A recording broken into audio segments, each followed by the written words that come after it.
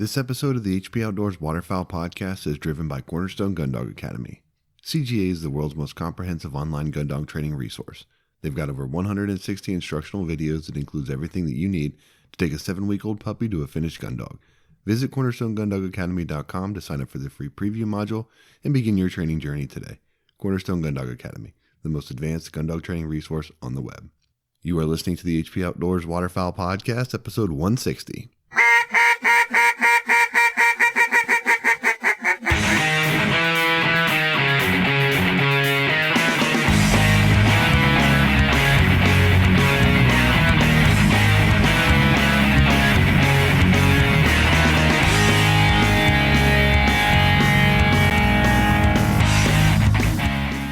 This week on the show, we're joined by our good buddy Barton Ramsey. We're talking great retrieves, training equipment, and CGA updates.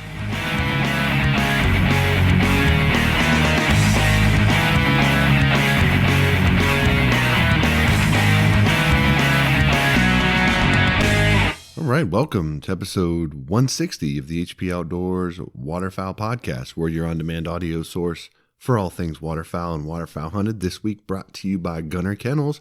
Engineered for your dog, designed for travel, and built for your peace of mind, the G1 series of kennels set a new industry standard and put Gunner in a category all its own. They were started to protect your pet, and it continues to be at the center of everything they do. And they're dedicated to building the best and safest pet travel crate on the market because man's best friend deserves man's best kennel. Check out their G1 series of kennels and accessories at gunnerkennels.com. If you're new to the show, welcome. If you've been around for a while, welcome back. If you are new, you can head over to hpoutdoors.com, check out all of our past episodes. You can also head over to iTunes, Spotify, Stitcher, iHeartRadio, anywhere where you can find quality podcast content, you can find our show. If you're on social media, you can check us out on Facebook, Twitter, and Instagram. If you're a Facebook user, you can head over to our Facebook listeners group and check out a bunch of like-minded hunters that listen to our show and keep it lively in there with lots of great discussion. This week, not joined by Dan Harushka as I typically am. He and I had scheduling conflicts this week, so he was able to jump on the horn with Barton and conduct the interview for this week. And hopefully him and I will be back on the mic together next week. And back to more of the normal setup. Before we get too much further into this episode, though, do want to just take a minute to thank a few companies that have supported us this week. HPOWP, out in the field, how you've prepared determines how you'll perform. With balanced fat and proteins to support peak condition, HPOWP premium performance dog food enhances strength, energy, and endurance. So when the pavement ends and the truck doors finally swing open, you and your dogs are ready for anything. Strong, focused, and ready for anything? That's a HPOWP dog. Also, thank you to Duck Camp. Duck Camp makes high-quality hunting apparel in their own camouflage patterns and premium fabrics. These guys are shaking up the industry with a more modern take on hunting apparel. They make super nice, lightweight, midweight, and heavyweight hunting shirts that are perfect for the blind, back at camp, or out on town. Checked out their 3-layer ultralight rain jacket. Love that thing. It's super lightweight and breathable. And it's also got a great camouflage outer shell I've talked about it a couple times. Awesome for layering underneath. Packs down really small into its own pocket, so it's perfect for your blind bag. Check out that jacket and all of their great hunting apparel over at duckcamp.com. Also, thank you to Adrenaline. Bird hunting made quick, clean, and humane. The finisher is the alternative to the out-of-date technique that can damage or destroy your trophy bird. The finisher has been tested in the field, continues to hold true to its name, and the finisher can easily be worn on your lanyard, vest, or jacket. Check out adrenaline.com to get yours today. Also, thank you to Turtlebox. Turtlebox is the loudest portable speaker on the market. It's built for the outdoorsman. It's tough enough to drag along on any adventure and built to handle mud, dirt, salt water, or anything else that you can throw at it. Turtlebox is loud enough to be heard over your engine of your boat or your ATV, and the battery will last for days. There are built-in tie-down anchors where you can strap it to anything you can think of. You can also pair it with another Turtlebox for a true left-right stereo sound. It just sounds like an outdoor concert. It's fully waterproof and tested to withstand salt and fog. Just hose it off when you're done. Check it out at turtleboxaudio.com or follow them over on Instagram at turtleboxaudio. All right. So thank you to those companies for supporting this show, and thank you for tuning in. I'm going to hand it over now to Dan as he welcomes Barton Ramsey to the program. Barton's obviously no stranger to the show, and they talk a lot of great things going on over with Cornerstone Gundog Academy, who we are super pumped to have partnered with throughout this entire year. So we're excited about all of the great stuff that's going on at Cornerstone, and excited to let those dudes talk about that and share that with you. They also talk a lot about some training equipment, just some great retrieves. You know, every time Barton's on the show, he does a great job and is always one of our most popular shows when Barton's on the program. So super pumped to have him back on this week. And without further ado, I'm going to turn it over to those guys and let them handle it from here.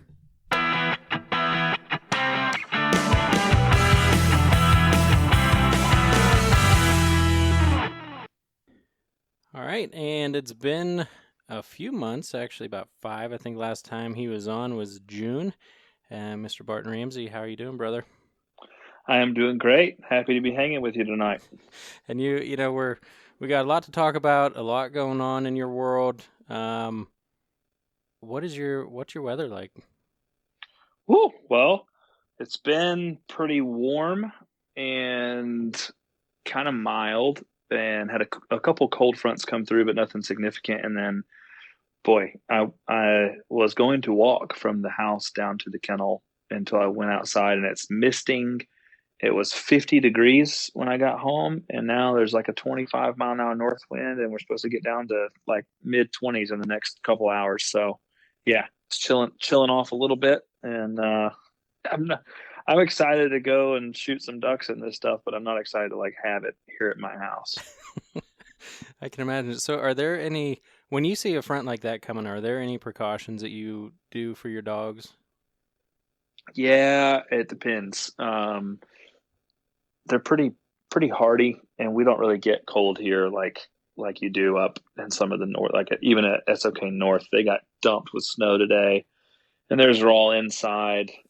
If we think it's going to be like really cold and the wind's going to be going like crazy, then we will put them in the dog trailer and in crates in the gunners and inside and that kind of stuff. But it's got to be getting below 20 and the wind rolling and kind of wet for that to happen.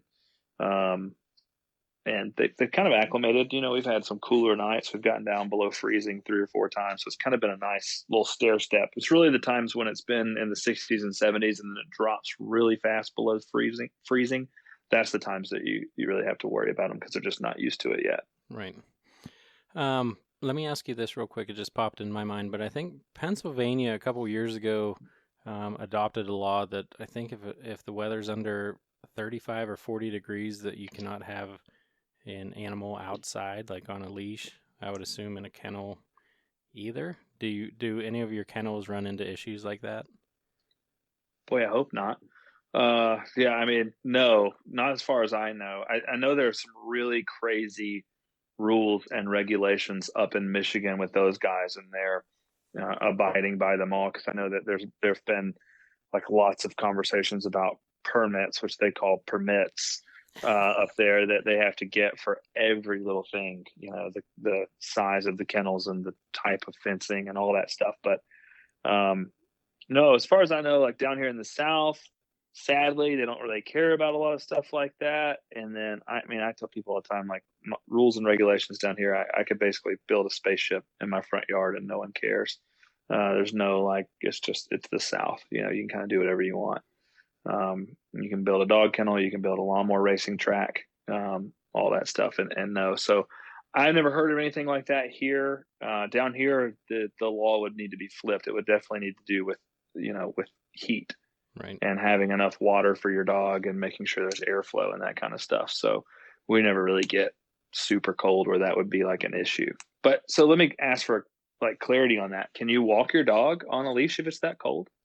Yeah, I think if you're out with it, I think there might be a time limit as far as leaving them out. So like the people that tie them to trees or whatever can't do that. But a lot of issues that people have, like if there's a lot of guys that run coons and small game stuff like that. So they have beagles and hounds out all over the place. So I know there was a big uproar around that, and I don't know if just having an enclosure with their fence is sufficient for that, or how they go about it. But Yeah, definitely. I remember people. That was probably 3 years ago. I think they passed that. Haven't really heard anything about it since. So either they're Yeah, not enforcing it, or people aren't as mad as what they were. yeah. Who knows? That's pretty warm. 35. I mean, from the way I can tell my dogs, at 35 degrees, they act like I do when it's 60. They're like, "Oh, this is great." Yep. They're laid out. None of them are in their dog houses at 35 at all. They just lay out in the concrete and enjoy it. It's almost go time. Yep, They know yep, yep, it's yep. going to be season. So man, it's been a while since we talked. I want to know if you have any new gear. I guess training your dogs or hunting, anything that you're excited about or testing out lately. Yeah. I fixed a very old piece of gear this past year, and we've been using our Thunder launchers a whole lot. And then my crew really started training. A lot of my guys started training pretty heavily for hunt tests this past year, and just kind of had fun with a hobby to do. And we all got the new Slinger wingers, Okay. which are, in my mind, a whole lot better. Than any other brand of winger that we've dealt with. They were reliable, and the servos last, and the design is more simple to set up, which is just a lot less to go wrong.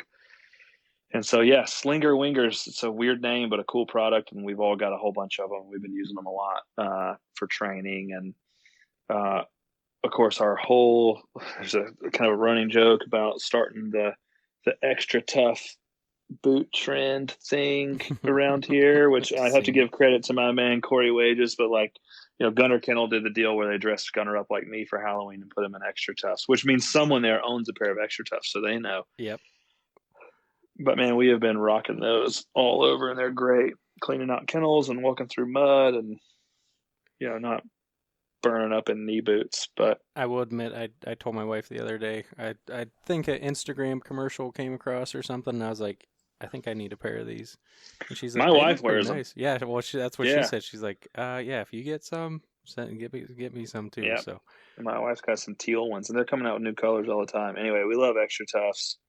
And then, yeah, I mean, that, and it's been really nice kind of tracking along with Sitka Gear on their training and travel and everyday workwear clothing. hmm As cliche as that is for me to say, it's been awesome. And technically speaking, like, I'm a waterfowl ambassador for them, which means I am an ambassador for the company, but really only within waterfowl. And man, I told them not long ago, I was like, y'all need to make me a training and travel and work gear ambassador instead, because I'm rocking all this stuff and it's super, super comfortable, man. It's just been really great. I've got the Highland hoodie and several different colors, just because I'm like, tonight that's my go-to. And it's a really nice one. They've got a couple of new things that have come out that are, man, the Grindstone Jacket. It's Yep. kind of like the upgrade from the Jetstream, which I used to wear a whole bunch and still do. That one's stellar. I just got that one last week. Yeah.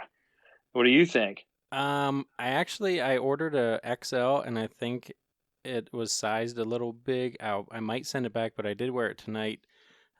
Just walking around because it was kind of snowy and windy, and um, you can't really compare it to the Jetstream as far as it just seems so much warmer, warmer, Yeah. and I It's got think, that insulation. Yeah. and it does seem, I mean, the snow and stuff was just bouncing right off of it. So not the Yeah. Jetstream would absorb a little bit, but you could wear it through quite a bit. But this seems like it's a kind of ultimate jacket. Yep. Yeah, it's Yep. really nice. I'm liking it. I'm like a lot of that new stuff, man. It's killer stuff. And uh, the one that I probably get the most use out of them, where I am, is that Vapor Shake Dry. hmm I had Aaron Davis here recently, and we did another big photo session out in the rain. And man, it's a single layer Gore-Tex zip-on jacket that you can wear when it's 90 degrees out, and it's just stellar. You stay so dry, and it doesn't feel like you have anything heavy on at all. And I put the hood up and zip it all the way up, and the only thing that gets wet is the bill of my cap. It's It's super nice for what I I'm do. surprised they haven't. I know they have the Delta, but it just seems like it's much more unstructured and almost something for like a teal hunt if it was raining and you didn't feel like getting soaked. But Yeah, they don't have it in any camo options right now. Maybe they will in the future. I don't know, but it's so lightweight. You'd have to be very careful. I mean, it is extremely thin. yeah, maybe I that's mean, it. It'd rip too yeah, easy. I haven't had any rips, tears. I've zipped it up in its own zipper before, and I didn't tear anything. But it definitely has that feel like breathable trash bag that fits really well. Like it's just not heavy at all, but it's so dry. And it really like the name is accurate. You come inside, take it off, and just give it one good pop with shake, and it's totally dry. And it's pretty wild. Pretty wild. That thing it's legit. I'm on my second year with it, and yeah. Anyway, How far Zinger wingers, right? How far do those launch? Slinger wingers. Slinger So wingers. Zinger is there's like Zinger, Gunner Up or Gunners Up. There's several brands of wingers, and essentially they're like necessary if you're going to do hunt test training because let's be honest. I mean, you teach those dogs to mark off the sound of a winger, and anyway, the slingers come in several options, and I'd be lying if I knew. I have all the small ones because they fit in my side by side really well. Gotcha. And the truth is, you just want an arc. They don't. It depends. If you have brand new rubber bands on it, they'll throw it like 50, 60 feet. If you have old rubber bands, they may only throw it like 30 feet. More than that.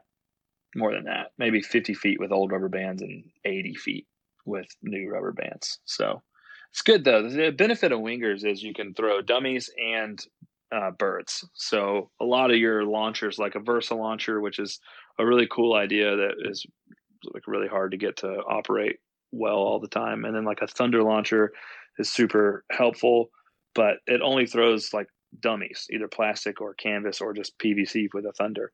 And every once in a while you need to be able to throw birds for your dogs. And so having a winger is beneficial for that. Nice. And then I watch all your Instagram stories and, you go with the AirPods. I realized that, and new ones came out. So did you get the new ones? I did. I pre-ordered them. I'm that guy. I've got like a little bit of old school Apple nerd in me, like I'm whatever's coming out, I'm just going to order it. You but like camping out in front of Best Buy? I'm definitely not. I've never camped out really for anything like that. My sister did. My sister would camp out for the Harry Potter novels, which I love you, but that's the kind of nerd she was, but I got on the AirPod train pretty early. My dad got me a set, and people would give me all sorts of heck about them and make fun of me. And I was like, you guys just don't know like the level of functionality that this. So for instance, guy calls me and he's like, hey, I'm looking for a black puppy in the first half of 2020. What do you have available? Okay, hold on a second. Pull out my phone, put him on hold, mute it, whatever. No, with AirPods, like I'm still using my phone like it's a tablet while I'm talking to this guy, which I realize Bluetooth has been around for a long time. But if I want to listen to music and turn the volume up or skip the track or hang up the phone or just talk to Siri by saying, hey, Siri, call Dan, like that, it's so nice to have that capability, especially while you're driving. Hands free, all that, and the Bluetooth, the way that they connect with your phone is so nice. As far as like putting just one in or putting the second one in, taking the other one out. The charging case is nice. Anyway, I was a super big fan, and then the new ones were announced, and they've got the like rubber earpiece, like nicer earbuds do, and the different sizes, which I'm always the middle one. And the case is different. The battery life is from what I can tell, about 4 times longer than the original ones. That was my next question. How long do they last? Man, we could talk. I had them fully charged. I just put them in. I got both of them in while we're talking right now, and we could probably talk about 4 hours before they died. I could listen to music until I just can't listen to music anymore, Mm-hmm. And loud. And the new ones have the noise cancellation, which is pretty wild, like especially like when I'm in the gym, and you don't really realize how much noise is going on in a gym until you put in noise canceling earbuds, and then you're like, holy cow, it got quiet. And they've got some other cool features like they'll read your text to you. So I'm probably the guy that's a little too guilty of picking my phone up and staring at it while I'm. And you've been around, you've been here, you've seen me. So like I'll get sucked into a phone text conversation while I'm in the middle of talking to somebody and not even realize it. And it's awful. It's actually like a character flaw of mine, to be honest. So well, you said you were working on that last time we talked. Yeah, oh yeah, I've gotten way better, but these new AirPods make it much better too, because I will just put one in, and I had some potential clients here watching Cedar do some retrieves the other day, and I'm working Cedar, and I was in the middle of this important conversation with another client about an emergency vet situation, and I had to keep up with the phone text messages, but instead of pulling my phone out, my AirPods were just reading each text to me. That is pretty cool. Yeah, and I missed it one time, and I missed the text as she was reading it, Siri, and I just said repeat, and she just repeated it right to me. So that's pretty slick right there. That is pretty cool. Awesome. Yeah. Anyway, AirPods. I couldn't, like, when I lose them, which they are definitely losable. When I lose them, it is like a big deal. Like it's all as awful as that is to say. I'm like, I don't know if I can do today. Like. How did we do life before all that technology? Right. I don't know, but I love them. So this wasn't a question that I had written down, but you're talking about running dogs for clients and stuff like that. Right. What's it like with Red been gone? Oh, Red's here. He is here. Yeah. Red's here until like probably early February, I'd say. Okay, so you got a few more months with him. Yeah. Working him all the time. I'm going to hunt him hard this year. And we've still got Red. We've got Red pups with availability on the ground right now.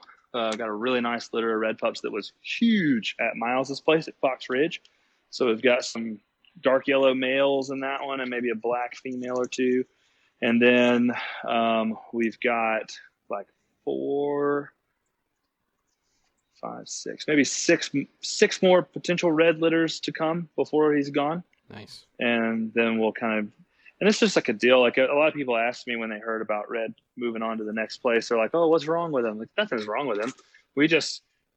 He's not a titled stud. So we always had a little bit of angst about breeding him anyway. Mm-hmm. And we never wanted to really make him a huge part of our breeding program. But he is so nice. I bought Red to sell him. That was the whole point of me buying him. And I just liked him so much. I was like, I'm going to keep him around.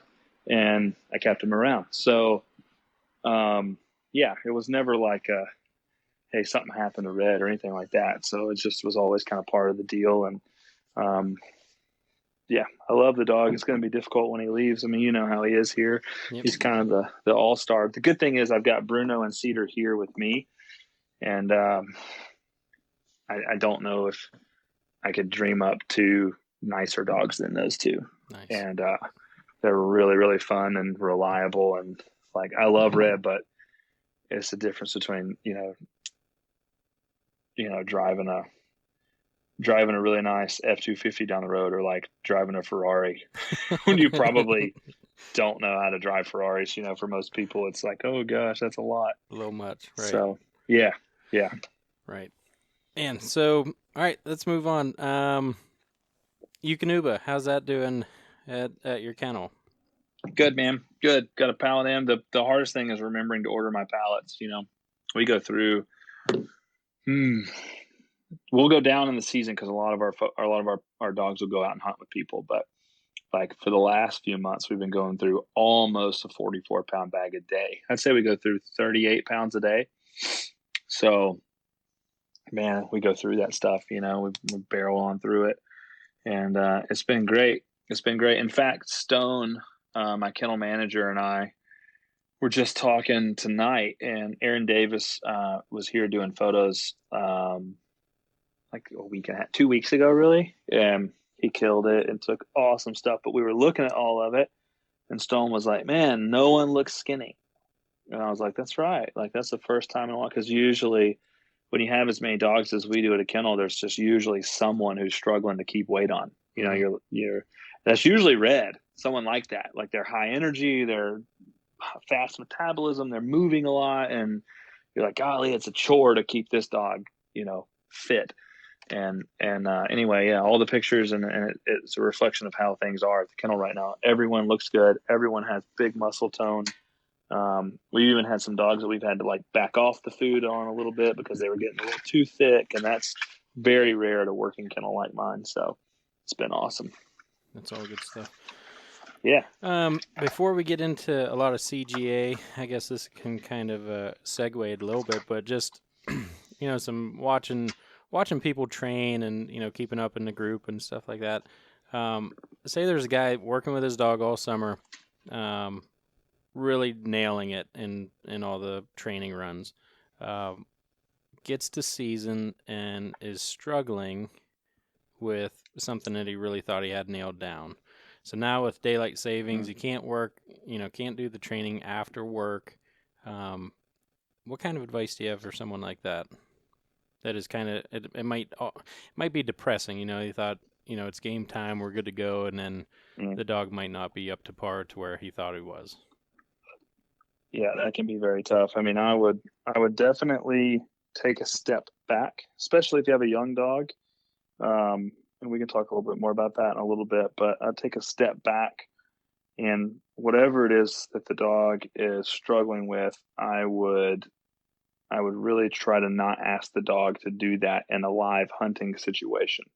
So in other words, let's just say it's breaking. That's pretty common when, hey, my dog's rock steady all training season, never broke. I go out to duck hunt, shoot a duck, and the dog took off, then there's no chance that I'm going to go back out duck hunting with that dog not on a lead at least. Right. I'm probably going to stand back from everyone out of the way with the dog on a lead. And it can be hard, man, because people don't want to sacrifice killing birds for their dog. And I tell people all the time, the first season with that dog or the first few hunts of any season need to go to the dog.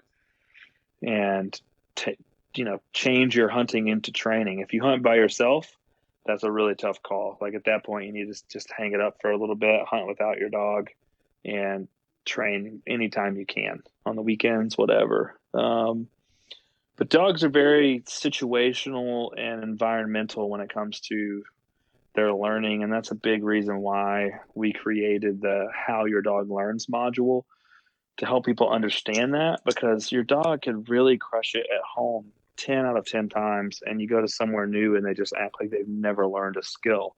And so what's happened is your dog we've talked about this a little bit before on the podcast, but your dog has learned a skill. That's acquisition, right? So let's just consider breaking, since that's where we started. So your dog breaking is, your dog steadiness is your dog has learned, I have to sit and be still in order to be allowed to go get what I really want, which is that dummy or that bird. So the dogs learn that skill, but they are not fluent in that skill, meaning if you swap that dummy to a live bird, or if you add in a gunshot, or if you throw it into the water so there's a big splash and they love water, or if you allow someone else to handle them, they're probably going to break. So you do that by changing it up, adding new variables, and teaching the dog that if you sit still, you get the reward. If you don't sit still, you don't get the reward. So you give them denials. And that's when a dog becomes fluent. And once the dog is fluent in a skill, you work on generalizing it by really stretching them out with that skill. Once it's generalized, you go to maintenance.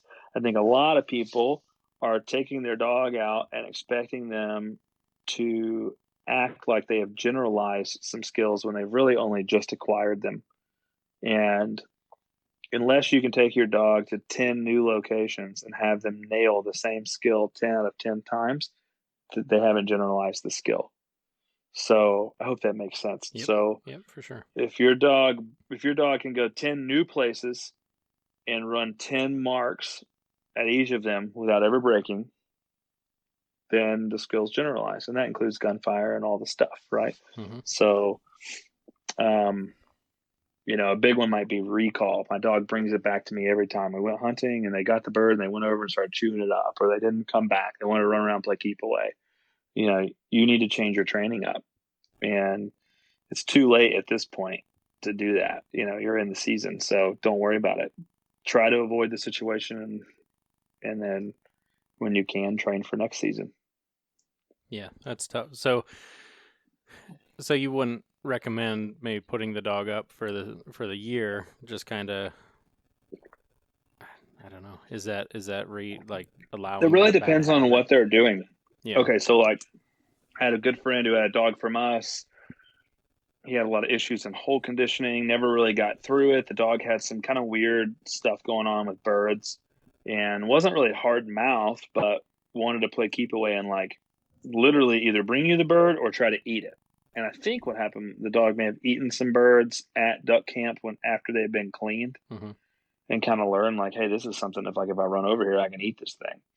And so, man, the dog went out on a few hunts and would literally, like, by the time the handler got to the dog, he's like ripping these birds to shreds. Ooh. That's not hard mouth. That's just like the dog just has no idea what she's supposed to do with the bird. Right. So go back, hole conditioning with a wooden dowel, dummy, birds, everything. Didn't hunt the dog at all the rest of that season. And I mean, that happened in like September, and they did not hunt the dog. And this is in like the central U.S. where you can hunt from literally September to February. Right. There's something to be shot, and did not hunt the dog at all that season. Worked his tail off with the dog, and then comes out this season, and the dog's bringing birds back flawlessly. The question is, do you want to like try to rush through it and make a big deal out of it and force the issue and have a dog that's so-so, or do you want to say, all right, look, let's just forget it right now. When we have time, we're going to get to it and train for it, and we'll work on having a really excellent dog next season. Yeah, I think I'd be nervous if I saw that and kind of let it go for a little bit. And I'm like, it's just getting worse. Like, you don't need to let it go. That's my conversation with those guys, and that's where stuff happens. It's like, hey, we didn't train with a lot of birds. We trained with dummies. This wasn't an issue. We get to birds. This is an issue, and now it's a big issue. Now she's eating 4 or 5. So, what do you do? And it's all corrected now. The dog's killing it. So that's awesome. Going back to dog stories, bringing birds back. You've been on a few hunts so far this year, and I know you probably got a story or two for us. Yeah, man. All right. So one cool story. I've been on some awesome hunts already this year. Very few, but I went teal hunting. Super kind invitation from the guys over at Lifetime, Peter and Adam Peeler and Dane, and did my sort of annual trip out to Texas, which has become a cool thing for us to do. And man, so many awesome things happened. So many not so stellar things happened. Like I had a shipment of dogs that were supposed to fly from England to Houston, and they got stuck in Amsterdam due to some paperwork issues for like 4 days.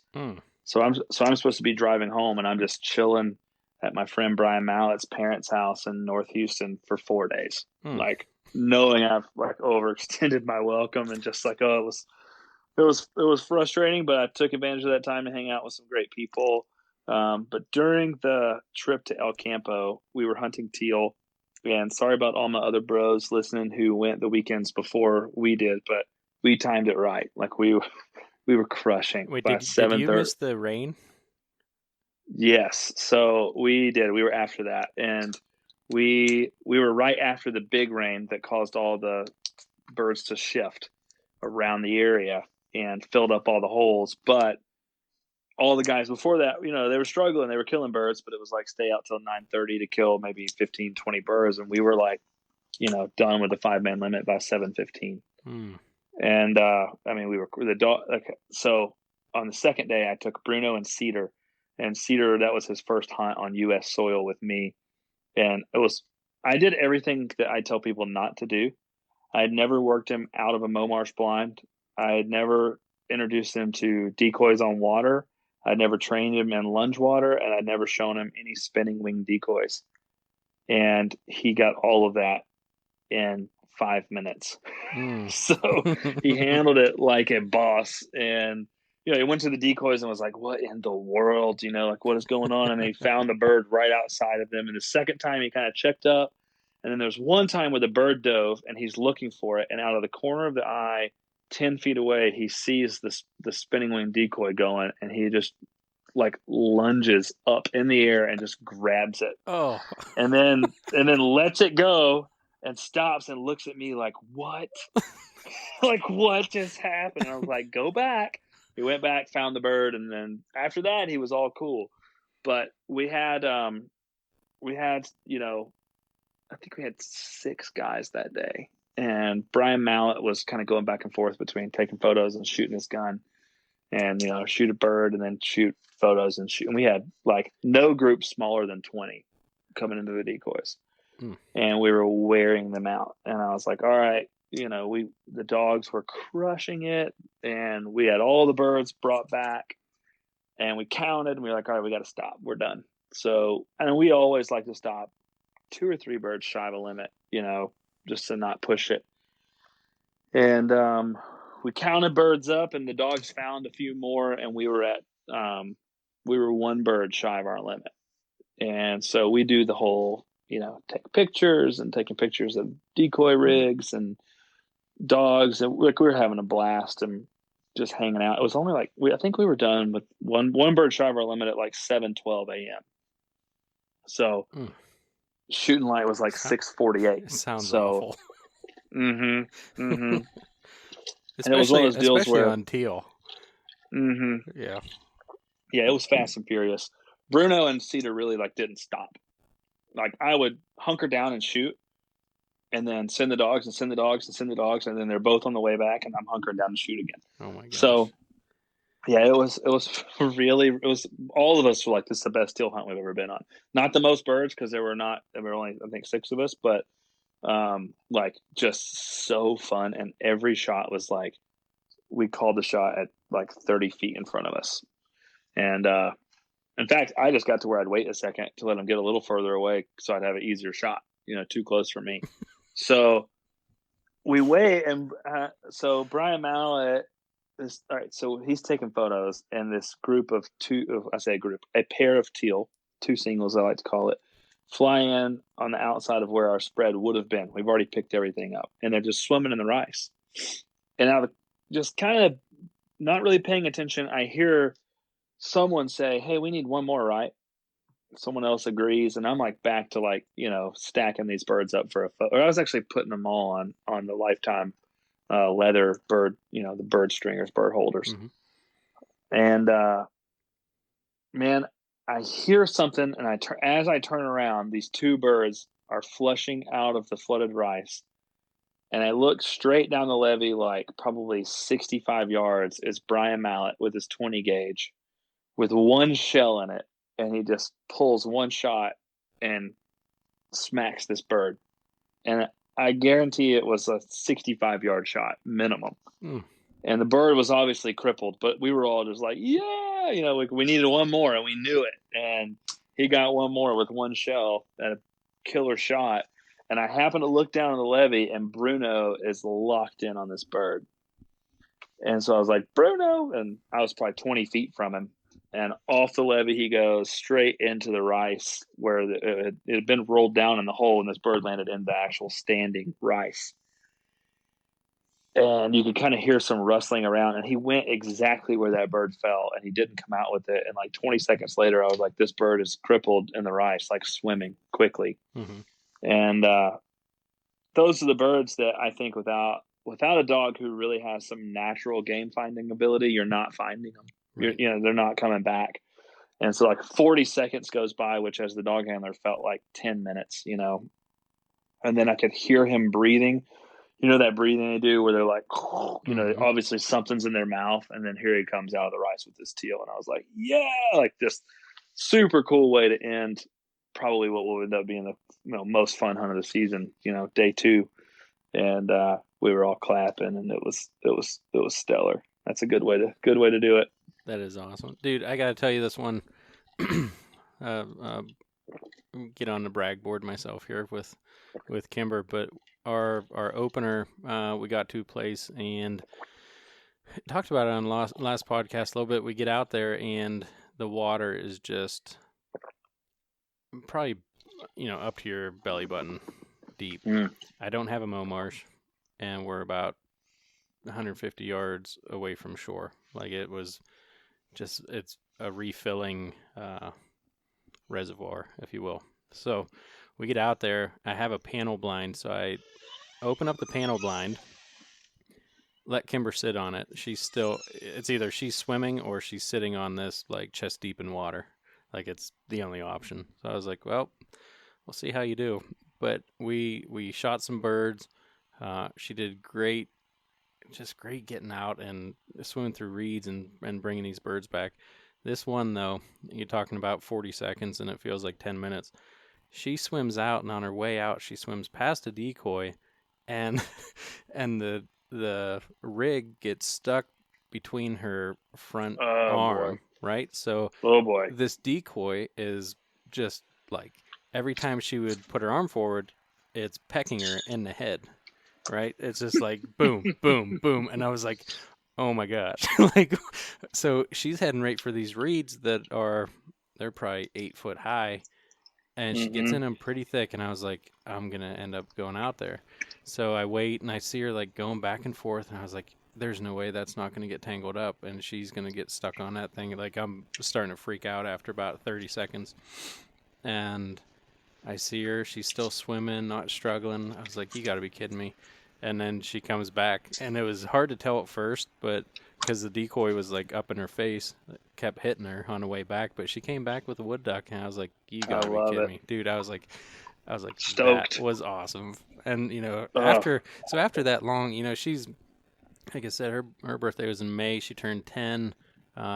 Swam in the water it was an hour, either swimming or sitting chest deep in the water, and still got after it. And I mean, she was exhausted when we were done, but was it not super cold up there yet? Was it still pretty mild? October, it was pretty. It was pouring down rain, the opener, and probably low 50s, but the water wasn't too bad. So I was about 15 yards behind where the guys were set up on the blind. So I shot a couple back behind us, and then I would send her on the ones that they shot out in front, which if we didn't have a dog, we definitely would have lost birds that day. So she had some long retrieves, and just, I love that. Yeah. That's when it matters the most too. Like, it's a weird deal with me when I travel and like, who's going to hunt their dog. And a lot of times I travel with my guys and everyone's kind of got dogs, and I've gotten to where now, like, I'm not really counting how many retrieves per se. That used to be kind of a deal for me, like keep up with a retrieve log and all that. And I get that. That's, it's cool. But like if we, knock down a big volley of, 10 birds and the decoys, and there's that one bird that sailed, I'm just like, hey man, I do not care about these at all. In fact, I think you can see on the recent episode with, of the grind with Ben, like there's a lot of times where I'm like getting up and running out in the decoys with those guys, and we're just picking up all the close birds. And I'm like, I want to get the, I want to pick up birds as fast as possible, but I really want to get the ones that, like, without the dog, either you're not going to get it or someone's going to have to get on an ATV, and go. And that's what's meaningful to me now. What can the dog do that we probably couldn't or wouldn't, that's going to make this, a better experience all around. And that has to be tough for you if you go out with a guide somewhere that, they run their dog every hunt, right? So yeah, it's like you almost feel like you're stepping on toes a little bit, but I'm sure that people let you run it too, just because that's your gig. Yep, it is. I think people might know, if I show up, I'm going to run a dog, or I really just don't even need to be there. But yeah. Man, all good stuff. And we went up to Saskatchewan, which was a treat, and hunted up there with Ben. And I'll tell you what, Otis, there were a couple long range retrieves that he got some Canadas, man. As they're still kind of floating down, he's almost catching up to them. We're like, oh my gosh, that dog has some giddy up too. But yeah, he goes for sure. Yeah, let's move on to some training stuff, some CGA, and we kind of wrote down a few things, overall training experiences, start to finish, and I guess just expectations that people have, and how not to get frustrated, I guess, are some starts, why people fail, and Sure. then ultimately, should they do it themselves or should they look to send to a trainer? Yeah, for sure. Man, that's a lot. That is a lot. I don't know that we'll cover all of that. Nope. What are we? We're not quite an hour in right yet, but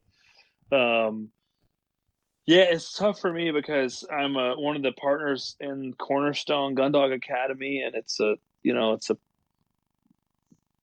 all of us who are partners in that have an equal part. Honestly, it's a really fun partnership because everybody kind of has different jobs they do, and in some ways, in a lot of ways, it's a brainchild between Keith and myself, and then Josh has really taken over and done some super cool stuff with it. But on the flip side of that, I have a gun dog kennel that employs a handful of pro trainers.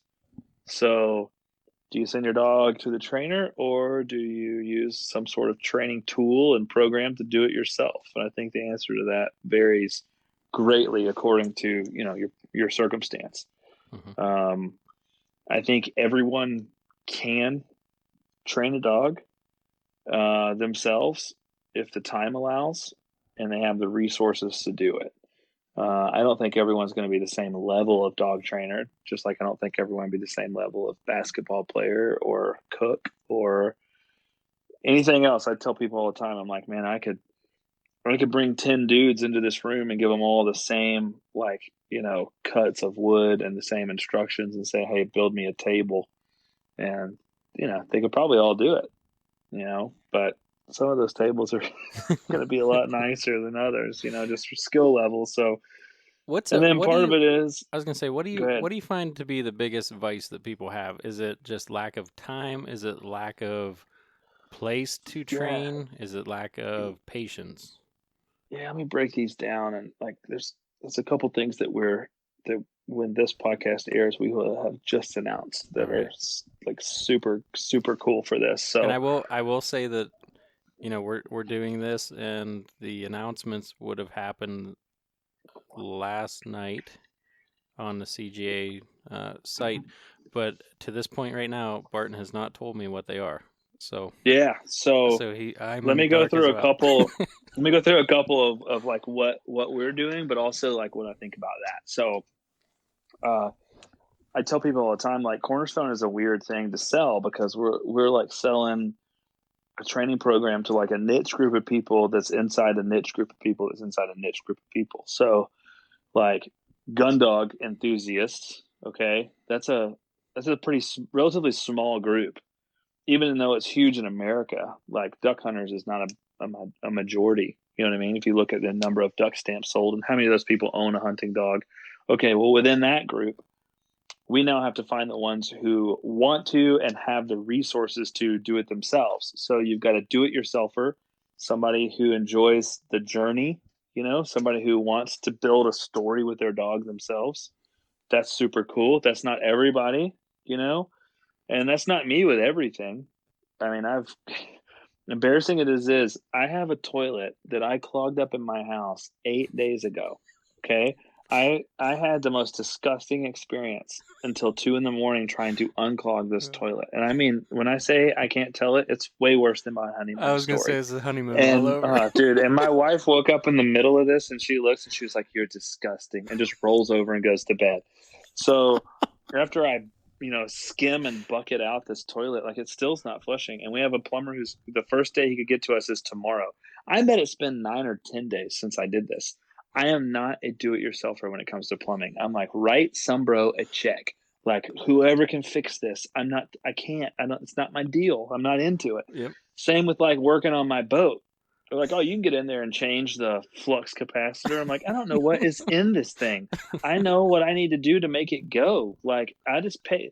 Not long ago, a guy was hey, get in there and I'll show you what the problem is. I was listen, you basically have to be a contortionist to work on these things, okay, an inboard boat. I would rather you just tell me or take a picture with your phone, because if I get down to where that motor is, I'm probably not going to get out. And so you have to have someone who wants to do it themselves. Well, then you have to have someone who has the resources. Like you got to have a lot of stuff to train a dog, right? You have to have land. You can't do it on 1 acre. You have to have water. You have to have space where you can make, fake gunfire and people don't call the police. We've had several CGA members that have had cops called on them for shooting off blanks in a park. You have to have time, valuable resource. You got to be willing to put the time in, not a massive amount, but time. We can talk about that. But you got to have it, and you got to have, some tools, dummies, handheld launcher maybe, or friends who can throw, slip leads, whistle. It's not a mega investment, but it is one of those things that's kind of like duck hunting gear. You remember when you first get into duck hunting, you're like, I finally think I have everything I need. And then you walk into like a Cabela's or like a Shields and you're like, oh gosh, Yep. I don't have what all I need, and you just keep on spending money. It's the bottomless pit. Mm-hmm. So you got to have all those people. And then on top of all that, you need people who want to do all of those things, have all those resources, and want to do it with less compulsion and less pressure than your traditional training method. That's like the target client for Cornerstone. So, there's a lot of people that do want to send their dog to a pro. Even for those people, the Complete Gundog Academy is super valuable because you can go home and continue your dog in its progress or at least upkeep after it goes to a pro because they're not robots. It's not like plugging in your iPhone, getting the new update, and then now that's kind of where it stays, right? You've got to maintain dogs. And so that's a problem people have first of the season. It's like, I thought my dog knew how to do this. I'm like, well, they've sat on a couch and ate Doritos for the last 6 months, so they don't know how to do anything. You can get it back really quickly, but you need to know how to do that. What drills do I do? So the announcements that happened technically last night when this is released, the huge announcement is that we are unveiling our newest program, which is called 52 Plus. And 52 Plus is basically Josh and his dog Violet walking through Cornerstone Gundog Academy on film. Nice. And what we hear all the time from people is, I want to see dogs mess up. I want to see dogs make mistakes. And I get that. But when we built Cornerstone, you have limited time, limited resources. You want to show dogs doing it the way you want them to do it. Now, we didn't use finished dogs to show intermediate skills. We actually used intermediate dogs, but we built a good foundation with those dogs. So there's not a ton of mistakes. But people want to know, like, what do I do when the wheels fall off? And then we noticed there are a lot of people who are like, what do I do this week? All right, I've done this. Where do I go next? And we built roadmaps. We built journals to help people like keep up with what they're doing. We built lesson planners, right? But at the same time, there are a lot of people who, and I don't fault them at all. I would have been in the same exact category had I not had a training mentor. Like they need someone to show them every week, what do I do? Right. Or they're kind of just for a loss, or they're rushing it and they're going too fast and they're skipping important things. So this program's pretty cool. I think you'll get the first several months when you sign up, and then over time you'll get the next month kind of revealed to you, so you can't skip too far ahead. Now you'll have the whole Cornerstone Complete Academy already, but as far as the lessons go, we don't want people skipping too far ahead. And man, it's super awesome, dude. It's literally an overview of the week. What are our goals this week?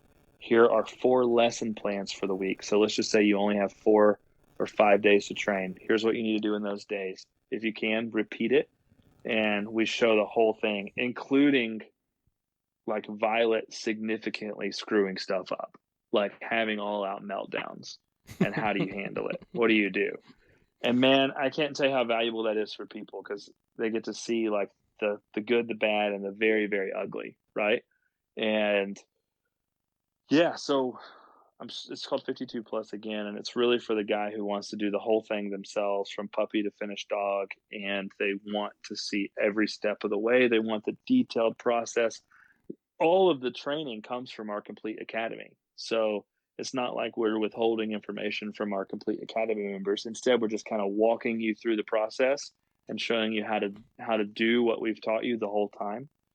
And man, it's valuable. I've watched it, and Josh is, I mean, think about it, bro. At the end of this thing, it's going to be over 700 videos. Whew.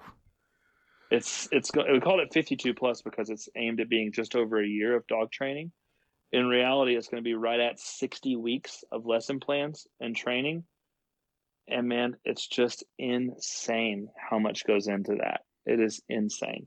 And yeah, all filmed in HD, all accessible from your smartphone. And if you say, hey, you know what, I'm going on a 10-day cruise, you just come back and you do that week next time.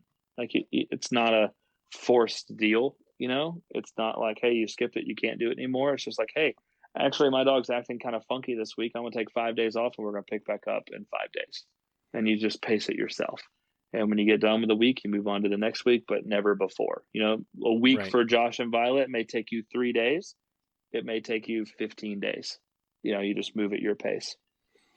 That's so cool because it really is like the only negative that you've seen is people think that you have, you know, finished dogs running through these drills when, like you said, that you have those level dogs, like intermediate level dogs running those drills, and but the foundation that you have with them has been trained by professional trainers. So going through that is that should it'll be good. So that's one of our 3 huge announcements that just came out or will have just come out.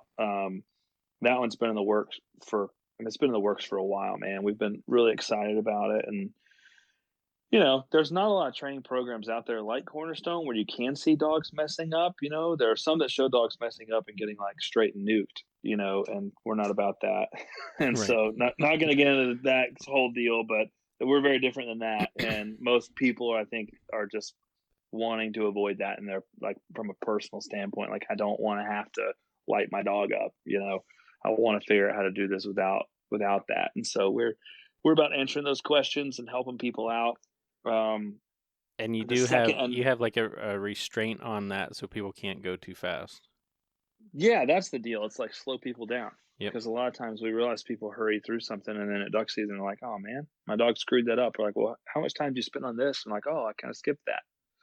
You know, so we're trying to avoid that. It's so much better to be proactive with dogs rather than reactive. Mm-hmm. Teach the correct behavior and move on. Don't try to correct the bad behavior. Don't ever let it start.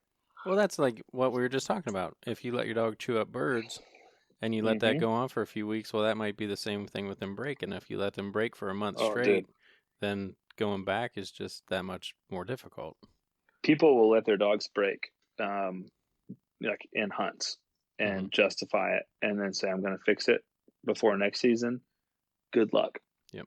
Like, it is unreal. If you let a dog break time after time and get the bird, and then you move back to training and they realize the level of excitement is not the same, and they don't break, and you think now they're steady, just wait till the next volley for the next season. Yep. Like, I've seen it time and time again. They're gone. You know, they're just moving it. So it's about being proactive. And so yeah, 52 plus. Super stoked about that. We've got some really, really cool offers for that right now, especially for the folks that are already Cornerstone members. They've got like the deal of the century on that thing, which is cool. I'm stoked. One of the other announcements is our new update. So Cornerstone does annual updates where we add in new videos, and this one was much more than we ever dreamed it would be. And that includes some things that people really wanted to see, like de-cheating. We work a lot on de-cheating. We work a lot with puppies on free shaping. We added 3 entirely new modules to it. We added one called Polishing Your Skills as a Handler. And it's like, I think, some of the best advice we've ever given on just teaching people how to be a better dog handler. We've added, literally from puppy all the way up through finishing hard stuff with cold blinds, we've added something for everybody. And we're, supposed to be charging $50 for an annual update, but it was kind of unclear like who was grandfathered in at this point. Right. So for this year's update, we're not charging anyone. We're giving everybody the update. And we didn't want to muddy the waters. We wanted to be clear right now and make like a clean, it's kind of like buying a subscription to Photoshop. It's like, all right, you got the Photoshop Lightroom combo. That's this one. This is what you get. It's everything you signed up for. And then the next version comes out. And if you want that, then you either pay for it or you just stay with the version you have. Yep. Well, we realized like we probably hadn't been super clear in communicating that with all of our members. And so we wanted just to, show everyone some good faith and say, yeah, here you are, guys. Like, check it out. Here's like what you've been asking for in a lot of ways. And man, I'm telling you, we filmed some of these videos like fairly recently, and I'm de-cheating Cedar and some of the de-cheat videos, and God, like wanted to pull my hair out. He's a great dog. He's a phenomenal dog, but he's 100% a British import. Anyone that's worked with imports will understand what I mean. Like, they are taught to cheat. They're taught to run around the bank. And so de-cheating them is a chore, man. It's like, hey, you're 4, 3, even 2 years old, whatever it is. You've been taught this skill, and I'm about to try to teach you to do the opposite. As an uphill battle. So we showed it, man. We showed all the mess. And a video that I thought was going to take 3 minutes ended up being like 3 parts in like 25 minutes, because just couldn't get them through it. So it's valuable. I think people will see that and be like, yeah, this is what my dog does. He's just standing there staring at me like, what you talking about, Willis? And well, anyway, I think that so that has to be one of the biggest. I think it is one of the biggest frustrations is like people aren't seeing what they're going through, and your 2 announcements so far are really showing that. Yeah, there's a lot of it. I did a puppy video that's in the update. It's called the Wally. There's a little drill that Wally Shalal from SOK North made up. And it's a little thing we do with our puppies to early introduce them to whistle stops and casting, just as kind of like a fun drill. Mm-hmm. And man, it is a super, super, super helpful drill. Well, genius me went in and just like grabbed a pup. I was like, oh, I can do this with this puppy. So I went and did it, and I don't know what I was thinking, but I grabbed a pup who I didn't know whether or not she really could do anything. Honestly, I knew she'd been working with Stone, and like, she's super nice, super social. I love her, but I didn't know that she really liked to play keep away, or I wouldn't have grabbed her. I was like, oh, hand me one of those puppies. That one will do. Give me that one. So off I go, and we did like 3 or 4 retrieves, and now she's like grabbing the tennis ball, and like, she's like, nope, not coming back. And I'm like, oh man, what in the world is this pup doing? So rather than push pause, I was like, all right, let's just push through this. So that's our deal. Like, if people want to see it, let's show it. Like, you're trying to do this drill, your puppy decides, I'm going to play keep away. What do you do? So we did it, and it's super helpful, man. It's like 4 minutes longer than I ever wanted it to be, and the pup was like, she figured it out. We've got it all sorted out now. She's not playing keep away anymore. But anyway, I think that stuff is helpful. I think people want to see it. I realize people experience that stuff. It's hard for us when you're creating an online video program to want to put that stuff in it all the time, because you just, you want people to see what's the deal? How do you run this drill? Right. You're not thinking about every possible way a dog could screw it up. So we've really tried to, anytime organically, naturally a dog screwed it up, let's keep it in and make it helpful, make it available. So that's what we've done. And so that's the 2 original announcements. 52 Plus, which is a whole new program that comes along, works along Cornerstone. Basically, you're like, hey, because we had a lot of people that would buy Cornerstone, not everyone, but some people would buy it and they'd be like, all right, I like it. The videos are super helpful. What do I do? What do I do? Right. And it's like, I've got a brand new Traeger in my garage that I'm about to have to put together. And my personality type is to just open the box, look at everything, and put it together. Right. Mm-hmm. And all my friends are like, do not do that. Like, you have to use the instructions, right? But do you get what I'm saying? Some Right. people are like, all right, I can do this. I'm just going to do it. I'm just going to do it. I'll do it. I'll figure it out Just as I gonna go. send it.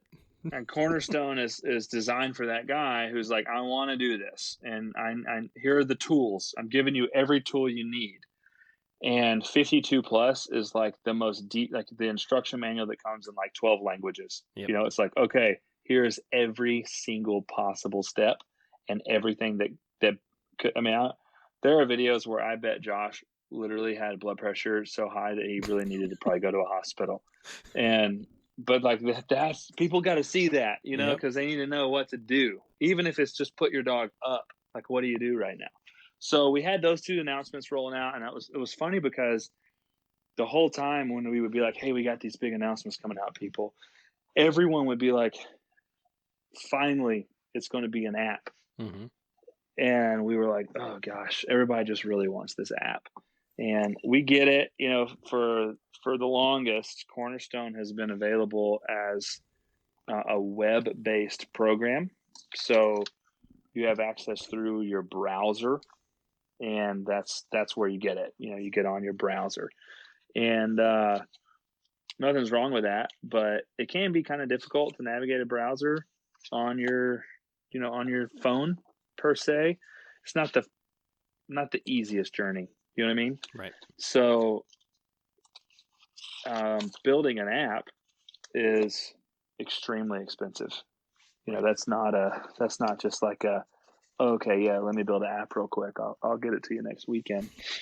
It's a venture, dude. Yeah. So we decided we're gonna do it, and we're gonna make it happen, and so we did, and really just through our program, Kajabi, they got started on one, and we didn't know when that was all going to be done or how beneficial it was going to be, and then they released some deals to kind of test it out, and we were like, hey, that's stellar, and then next thing we know, the whole thing was released. So we will be announcing, or we will have announced at this point, that all of this stuff that we've been talking about, the update, Cornerstone, and 52 Plus, are available on an app.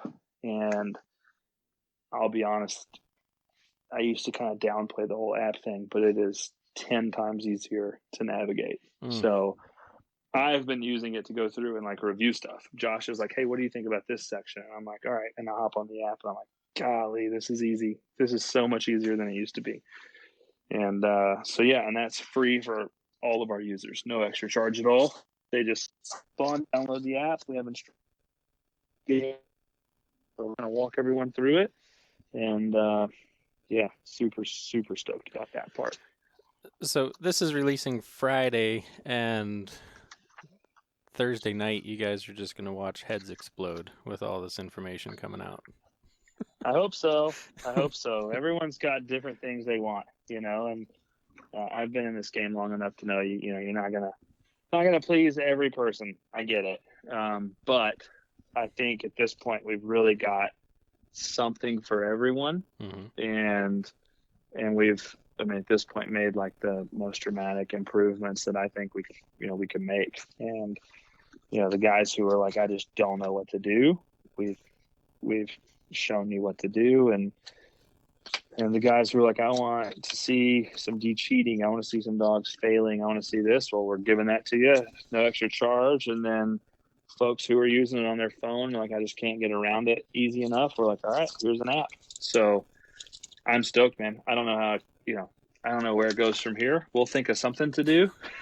I was like, man, we're really going to have to up it. We will definitely charge for the update next year. I was going to say, next year is going to be like a Barton hologram comes out of your phone and talks to your dog hey for guys. you. That's like the next Dude, I listen to a lot of podcasts that talk about AI, and I don't want to go down that rabbit trail, but man, it's definitely like, what do we do next? And that's a cool place to be, man, because we're talking about dog training, and we're like, all right, what videos do you want to add? And we're literally like picking through this stuff, and we're like, all right, what could we possibly do? Like, what have we not done?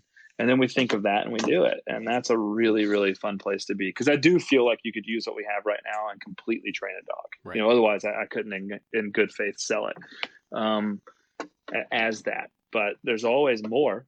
If I stop, learning more about training dogs, then that's awful. That should not happen. I should constantly be learning more and improving and learning my methods and improving my methods, and then learning from other people who do things very differently than I do, which is a lot of people and seems to be a no-no in the dog world.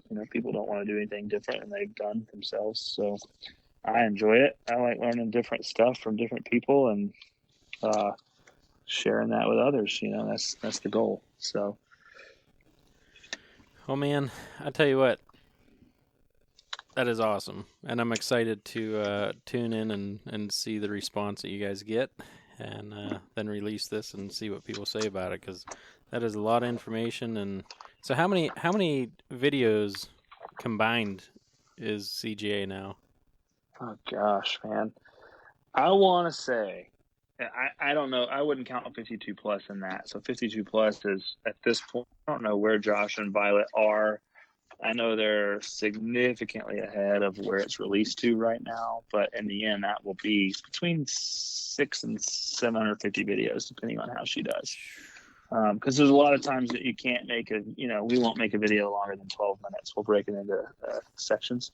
So if if we get to a skill that we think is going to take one video and all of a sudden the dog just absolutely screws it up, then we got to make it 2 parts. So that can change. But anyway, Cornerstone itself, what was it? We've said it a bunch. So we used to say over 160. I think it was at 180 something. I don't know that. I need to look that up. You would think I would know. But I want to say the new update adds another 80, 70 to 80 videos. It's significant. I mean, it's a big jump. So yeah, it's so that said, our selling point with Cornerstone is not, hey, we have the most videos. You know what I mean? Like we could record thousands of videos that could be utterly meaningless. We could record. I could go out tomorrow and Josh and I could knock out 10 videos that no one really needs. It could just. So we want to be super accessible. That's one of the things we tell people, like, we're the most accessible training resource, and we mean that. So we want you to be able to access the information as easily, quickly, and thoroughly as possible. And then we want to have, I think, the highest quality training information out there. We want it to be presented with a lot of quality. We want it to be super clear. We want it to be in HD, so the sound and video quality is not distracting, and all those things. We want all that to be, we want to do everything we can on that end to make it, better. So I think we've done that, man. I think that's where we are right now, and hopefully where we'll keep on going. Yes, sir. Well, Barton, I appreciate your time, brother, and you are going to make a ton of people happy with all this you got going on. I hope so, man. And if you're not happy and you're upset about it, then it's Josh at Cornerstone Gundogs. No, I'm kidding. There you go. Hopefully everyone's stoked, man. I know I'm excited about it. So. Yep, and we're still about midway through November, so you'll be going on some trips, getting out and about. So make sure Man, I'm going this weekend. I'm excited when this comes out. I've just gone out to visit some people in the central Midwest and going to see my bros over at Falco and hang out with some friends over there, and then maybe visit some other friends out in the Midwest. And man, I'm stoked. I'm stoked to do it. Yes, sir. It's awesome. Well, I will let you go. It's been a bit over an hour, and I'm sure you got stuff to do, and you got a cold front coming, so either... Yeah, I'm going to get in the bed and stay warm, dude. There you go. It's about to get cold, so... Well, yeah. Hey, I'll be talking to you soon, and good luck with your toilet. Yeah, I'll keep you updated.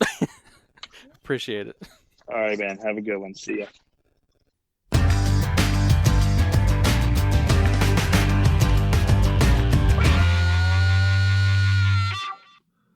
All right. Thank you to Barton Ramsey for joining us on the show this week. And thank you to Dan for handling that interview as I was juggling some things with my wife out of town and dealing with multiple kids and stuff like that, and just juggling life. So thanks to Dan for picking me up this week, and I look forward to getting back with him on the horn next week. I think that's going to do it for this week's episode. Before we go, I do want to take a moment just to thank Gunner Kennels, Eukanuba, Duck Camp, Adrenaline, Turtle Box, and Cornerstone Gundog Academy, the world's most comprehensive online gun dog training resource. They've got over 160 instructional videos, includes everything you need. Take your 7-week-old puppy to a finished gun dog. Visit cornerstonegundogacademy.com, sign up for the free preview module, and begin your training journey today. Cornerstone Gun Dog Academy, the most advanced gun dog training resource on the web. That does it for episode 160 of the HP Outdoors Waterfowl Podcast. Thank you again to Barton for joining us and shedding some light on all the awesome stuff going on over at Cornerstone Gun Dog Academy. If you're new to the show, head over to iTunes. You can check out all of our past episodes there, and you can also leave us a 5-star rating and review. We certainly do appreciate all of those. It helps like-minded hunters just like you find our program. That's going to do it for this week. Till next week for Dan, I'm Josh. Take care.